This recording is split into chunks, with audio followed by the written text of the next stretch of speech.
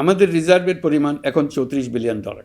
আমরা দায়িত্ব গ্রহণের সময় অর্থনীতি ছিল বিপর্যস্ত, ব্যাংকিং ব্যবস্থা ভেঙে পড়েছিল, অর্থ পাচার ছিল লাগামহীন। আমরা রাজস্ব ব্যবস্থাপনা, করনীতি, মুদ্রা ব্যবস্থাপনা, আর্থিক খাতে কাঠামোগত সংস্কার এনেছি। তলাবিহীন অর্থনীতি আমাদের জন্য রেখে গিয়েছিল আগের ফেসিবাদী সরকার। কেন্দ্রীয় ব্যাংক বাণিজ্য ব্যাংককে ফতুর করে দিয়ে গেছে, $234 বিলিয়ন পাচার করে নিয়ে গেছে, বিশাল ঋণের বোঝা রেখে গেছে। এইসব আমাদের জানা কথা।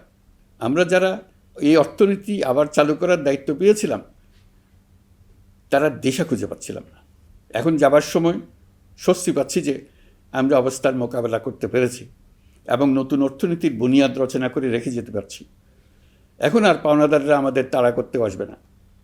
আন্তর্জাতিক লেনদেনে আমরা চোখে অন্ধকার দেখব না। আমাদের রিজার্ভের পরিমাণ এখন $34 billion. White plus pro sensitive স্কয়ারে। মাঠের বাইরেও তো আমরা এভাবে দেশপ্রেম দেখাতে পারি। আমাদের দেশপ্রেমিক প্রবাসী ভাই বোনদের রেমিটেন্সের টাকায় এই রিজার্ভ ক্রমেই বাড়ছে। নিত্য প্রয়োজনীয় পণ্যের দাম নিয়ন্ত্রণে সরবরাহ বৃদ্ধি করা হয়েছে।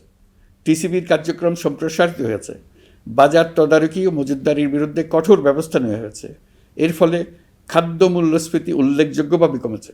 শ্রমিক অধিকারকে মানবাধিকারের অংশ হিসেবে বিবেচনা করে আন্তর্জাতিক শ্রম সংস্থার গুরুত্বপূর্ণ কনভেনশনসমূহ অনুসমর্থন করা হয়েছে, যা কর্মক্ষেত্রে শ্রমিকের নিরাপত্তা ও মর্যাদা নিশ্চিত করবে। যুগান্তকারী নতুন শ্রম আইন প্রণয়ন করা হয়েছে। প্রবাসীরা আমাদের অর্থনীতির প্রাণশক্তি।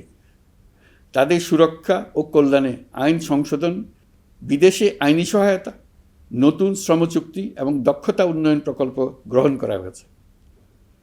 বন্দর ব্যবস্থাপনা ও বিনিয়োগ কাঠামোতে আমূল সংস্কারের মাধ্যমে ইউরোপীয় সর্ববৃহৎ বিনিয়োগ সহ একাধিক কৌশলগত প্রকল্প এগিয়েছে।